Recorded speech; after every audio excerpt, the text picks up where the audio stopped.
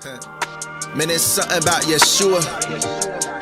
Hey yo, I'm comfortable with mystery, cause I know he who holds the future, and I know all that good that he's been to me. We live, we go, we pray, we hope, we scared, we trust that this will never fail.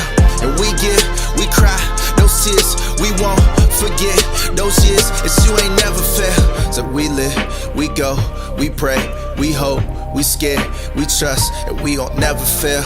We give, we cry, those tears, we won't forget those years that you ain't never fail.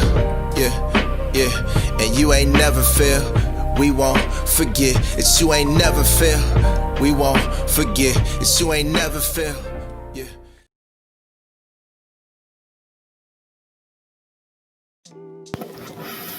My name is Anaya Clark, and over the last 2 months, I have felt just weird and upset because this is not really how I pictured my 2020 to be going. I thought I would be spending my summer with my friends and not having to finish the school year off at my new school at home, and missing church services and missing Bible classes.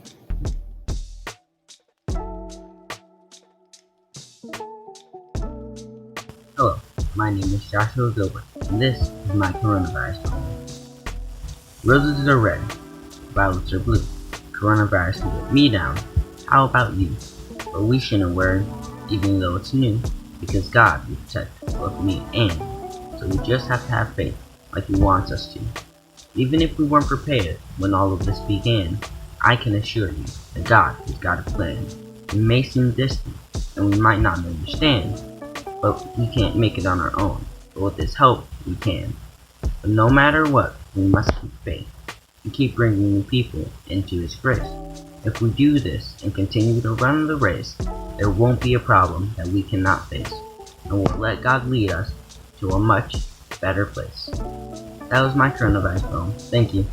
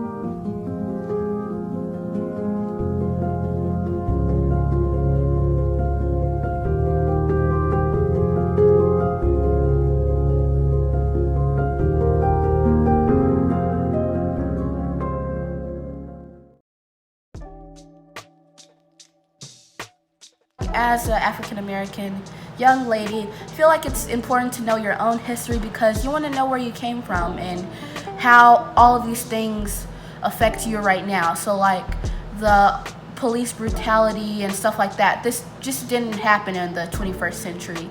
And there's been a lot of hate and unfair injustice toward African Americans since what feels like the beginning of time.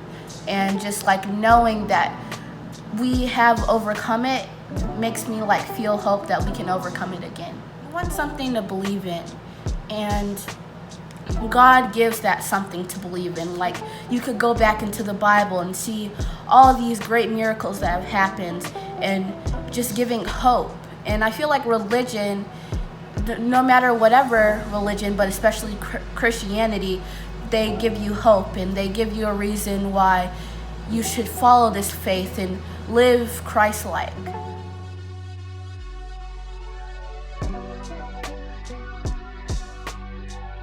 I Too by Langston Hughes. I too sing America.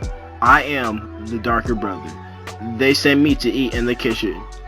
When company comes, but I laugh and eat well and grow strong. Tomorrow I'll be at the table when company comes. Nobody will dare say to me, eat in the kitchen. Then, besides, they'll see how beautiful I am and be ashamed. I too am America. My name is Aiden Reed, and I am a proud black brother.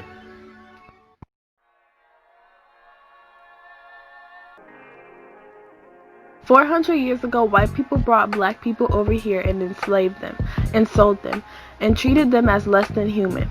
For 250 years, while white men built the country and created its laws and its systems of government, while 10, 15 generations of white families got to grow and flourish and make choices that can make their lives better. And then 150 years ago, white people freed black people from slavery, but then angry white people created laws that made it impossible for them to vote, or to own land, or to have the same rights as white people, and even erected monuments glorifying people who actively have fought to keep them enslaved. All while another 5, 10 generations of white families got to grow and accumulate wealth and gain land and get an education. And then 60 years ago, we made it legal for black people to vote and to be free from discrimination. But angry white people still fought to keep schools segregated and closed off neighborhoods to white people only, and made it harder for black people to get bank loans or get quality education or health care or to marry a white person. All while another 2 to 3 generations of white families got to grow and pass their wealth down to their children and their children's children. And then we entered an age where we had the technology to make public the things that were already happening in private. The beatings, the stop and frisk laws, the unequal distribution of justice, the police brutality. Police began in America as patrols designed to catch black people fleeing slavery. And only now, after 400 plus years and 20 plus generations of a white head start, are white people starting to truly engage in a dialogue about what it means to be black in this country. White privilege doesn't mean you haven't suffered or struggled or worked hard. It doesn't mean white people are responsible for the sins of our ancestors. It doesn't mean you can't be proud of who you are, but it does mean that we need to acknowledge that the system our ancestors created is built for white people.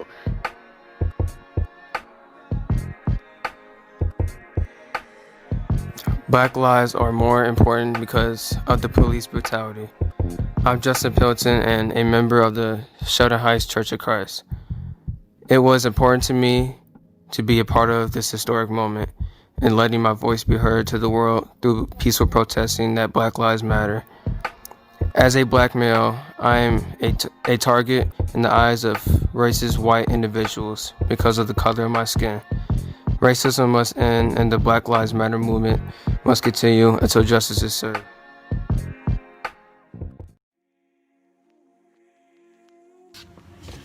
Hi, my name is Christian Hampton, and I would like to talk about how I participated in a peaceful protest in Beverly. About 2 weeks ago, I participated in a protest. It started on 105th and Longwood.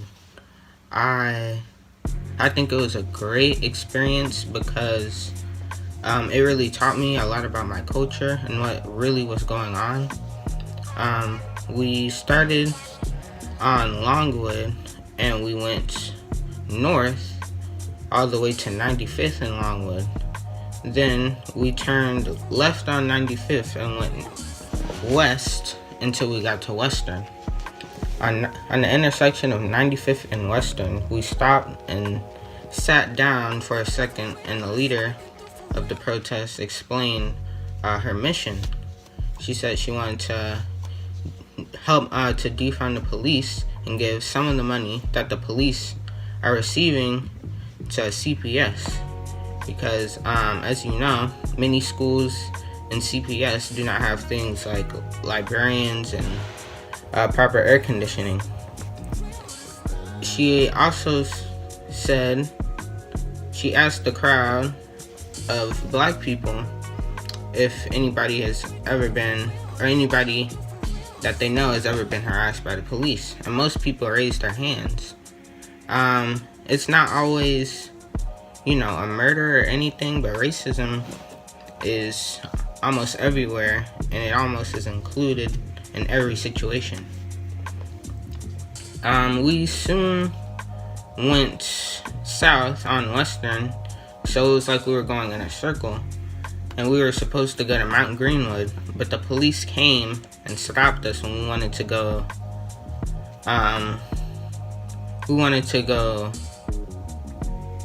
west to Mount Greenwood when we got to 111th and Western. Although it sounded like the police and the leader had a misunderstanding, because while we were at the park waiting for the protest to begin, the police were setting up barricades and blocking off the street for us. So we thought we were supposed to be able to go to Mount Greenwood, but they said that we were not supposed to go there, and they barricaded streets for somewhere else we were supposed to go. But the leader said that we were supposed to be going to Mount Greenwood, and she was there at a meeting. I think that we should have been able to go to Mount Greenwood, because Mount Greenwood does consist of a lot of racial problems. It would have been best if we would have been able to reach out to the people there and tell them what us as a people are going through and how they can change and help other people in that neighborhood change for the better. So my message is, if anybody, if you see a protest or hear about a protest near your home, then you should probably, or I would recommend for you to join the protest, because it was a very good experience and I learned a lot from it.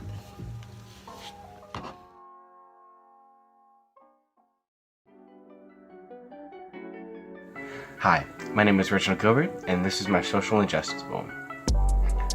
Racism, oppression, brutality, all part of America's ongoing war.